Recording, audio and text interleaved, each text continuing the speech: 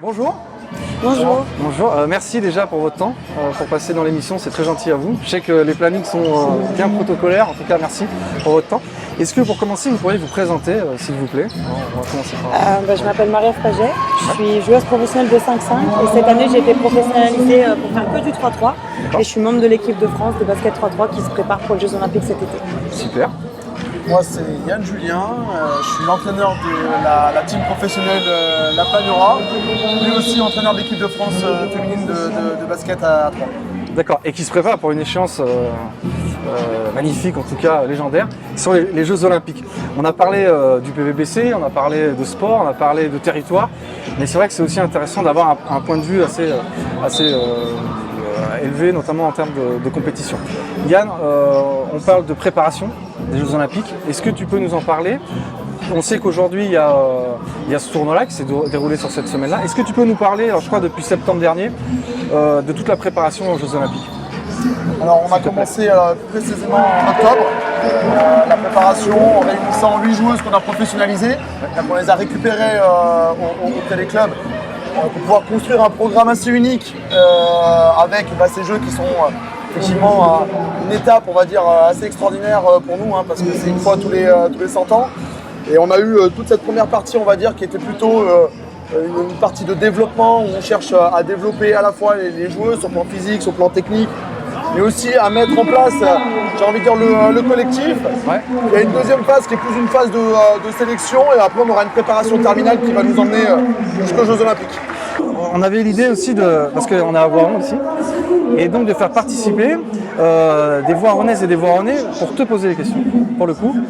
Alors je vais te montrer deux vidéos qui ont deux personnes qui ont deux questions à te poser. Alors je vais te montrer. Alors je ne sais pas si tu vas entendre. Salut Voiron, salut les filles, je me présente, je suis Nelly Dumont, dirigeante de l'organisme de formation Perles de Couture à Voiron. Alors c'est un organisme de formation innovant en couture avec des valeurs fortes, notamment d'accompagnement, de qualité et de pédagogie pour le développement de nos apprenants à travers la couture. Le lien entre la couture et le sport, je dirais que ce sont tous les deux de formidables outils pour fédérer, pour créer du lien et pour développer le vivre ensemble, notamment dans notre jolie ville de Voiron. Alors ma question pour vous, ce serait, en tant que chef d'entreprise, j'ai souvent des défis à relever et je voudrais savoir comment vous vous préparez mentalement, notamment pour des événements comme les Jeux Olympiques. Je pense que déjà le fait d'avoir quelques mois pour se préparer, on y pense et on ancre des choses. Le fait aussi de verbaliser ce qu'on peut ressentir et ce qui va arriver ou potentiellement arriver, c'est aussi des choses, je pense, qui nous aident.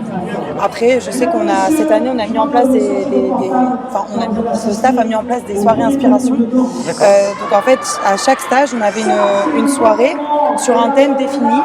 On a passé plein de choses en revue. On a eu un thème sur la résilience, sur les valeurs communes partagées, sur ses forces et ses faiblesses, ses besoins.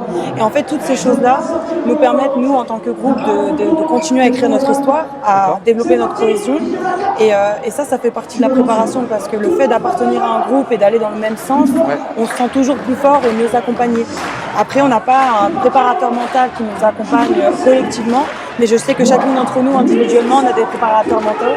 Et du coup, ces personnes-là nous aident à gérer la pression, à fixer des objectifs et nous donnent des outils pour un peu mieux gérer ce genre d'événements, sachant qu'on a beau se préparer, tant qu'on ne les a pas vécus, on ne pourra pas comprendre ce que c'est.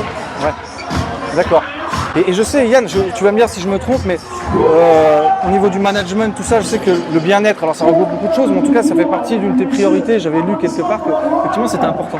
Alors, c'est deux mondes, la haute performance, on va dire, et le bien-être, qui sont souvent assez éloignés parce qu'ils c'est pas facile de les faire cohabiter. N'empêche qu'on essaye quand même d'y prêter attention. La recherche, cette quête un peu ultime là, de performance, je pense qu'elle peut quand même se marier dans une certaine mesure avec le bien-être. Mais ça sera quand même semé d'embûches. À nous d'être suffisamment intelligents pour essayer de pouvoir passer ces épreuves-là. à la fin, quand même, malheureusement, quand il faut faire une sélection, on a beau faire tout ce qu'on veut, il y aura quand même des déçus. Il ne s'agit pas, par contre, de mettre les gens plus bactères, ce n'est pas du tout notre volonté, et on essaye de faire ça en bonne intelligence. Comme un effet d'accompagnement. Alors j'ai une deuxième vidéo, j'espère que celle-ci on va l'entendre, en tout cas, dans tous les cas, je t'en parlerai. Salut Voiron, salut les filles. Je me présente, je m'appelle Juliette Villard, je suis artiste peintre et designer graphique à Voiron. J'ai mon atelier Place de l'Europe dans lequel je fais du design graphique, de la direction artistique et aussi je peins quelques tableaux. Et moi, ce que j'aurais voulu savoir, c'est une fois que vous avez gagné, comment vous célébrez ça ensemble? Je parle vraiment de quand vous êtes ensemble. Est-ce que vous écoutez un morceau de musique particulier? Voilà, ça m'intéresse de savoir comment vous fêtez ça. Et puis quand vous serez championne olympique, je vous invite à venir à mon atelier, je vous ferai un tableau en mode déesse grecque du basket. En fait, déjà, quand on arrive à gagner, alors je parle des titres, parce que des matchs gagnés, on en a, mais voilà, on est super contente de ce qu'on a produit, ou pas d'ailleurs, des fois on gagne, on n'est pas content de ce qu'on a produit, mais en tout cas, il y a cette satisfaction d'avoir quand même gagné, parce qu'on est là pour ça. Mais on a ce temps où voilà, on fait le bilan de ce qui a été bien, ce qui a été pas bien, pour se projeter ensuite sur le prochain match, parce que voilà, nous, ça s'enchaîne. Par contre, quand on gagne un titre, c'est un peu différent, c'est vraiment un état, c'est l'état de flow, quoi. C'est un état, on est sur un nuage, on se rend compte aussi de tout ce qu'on a fait pour en arriver là, et on se sent bien en fait. Et du coup, comment on fait de ça? Comme n'importe qui, hein, on se prend dans les bras, on saute, on n'écoute pas forcément une musique en particulier parce que en fait il y a un DJ qui est là tout le temps au 3-3 et qui mixe pour nous. Alors on a la chance d'avoir le meilleur des DJ qui est français et qui est sur toutes les compétitions internationales. Et du coup je sais que c'est DJ là et je sais que ce DJ là il met toujours des musiques qu'on aime bien. Donc forcément il nous enjaille quoi comme on dit. Et après évidemment on a toujours le 3-3 il y a toujours le tournoi et il y a une espèce de soirée à la fin toujours. Et c'est là où on profite, où on célèbre et c'est un temps vraiment de décompression et je pense que c'est important de savourer ces moments-là parce que déjà ils sont rares en fait. Bien sûr. Et voilà, donc après ce qui se passe en soirée reste en soirée. C'est évident. Mais voilà, je pense qu'on sait faire la fête. Non mais c'est vrai que c'est important de célébrer parce que le titre de champion du monde en 2022, moi je me rappelle, j'ai des regrets par rapport à ça, c'est-à-dire que les filles sont championnes du monde en 2022 et juste derrière il se trouve qu'on a une compétition à l'autre bout du monde, en Mongolie, et moi je décide de faire une rotation au niveau de l'équipe, donc en fait les filles qui sont championnes du monde elles sont tout de suite passées au repos et je récupère 4 nouvelles joueuses pour pouvoir aller en Mongolie et en fait je célèbre pas du tout, c'est-à-dire que hormis 5-10 minutes sur le terrain avec les filles et le reste du staff. Après, j'ai tout de suite basculé sur ce Women's Series là. Et je trouve que j'ai loupé un truc. C'est hyper important de célébrer. Quand on fait une telle aventure humaine, il faut finaliser par ça. C'est hyper important. Faut pas switcher direct sur l'objectif. Ensuite, il faut prendre le temps de célébrer. Savourer le résultat de l'objectif. Même si c'est après un match, par contre, il faut se dire qu'effectivement, on ne peut pas célébrer, sortir en boîte et que ça dure toute la nuit. Mais même après un match, même si ça doit durer 5-10 minutes, il faut célébrer. Et après un titre, là, il faut vraiment effectivement en profiter un maximum. C'est l'aventure humaine, c'est important. Ouais, c'est certain. On va juste finir donc sur une échéance qui arrive. C'est quoi l'objectif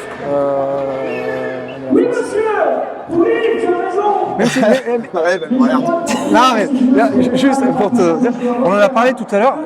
Alors un objectif reste un objectif, mais je sais entre dire on veut être champion olympique, on va pas se cacher derrière notre petit doigt. Aujourd'hui, on a des ambitions qui sont très hautes. Nous, on veut être champion olympique, clairement. Maintenant, effectivement, il y a le dire et il y a le faire.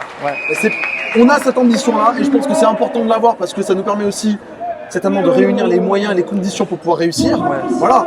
Et après, maintenant, ça nous appartient que d'arriver effectivement à le faire. Mais on a cette ambition-là, Très bien. On vous le souhaite en tout cas. Et comme tu le sais, là, si vous êtes champion olympique, en tout cas. Je suis totalement d'accord. Je sais pas. Non, c'est ça. Il y a des étapes qu'il va falloir valider, mais l'objectif final, c'est d'être champion olympique. Champion olympique. Très bien. En tout cas, on vous le souhaite. On le souhaite. En tout cas, on vous le souhaite. Merci pour votre temps et à bientôt. Merci beaucoup. Merci beaucoup. Merci.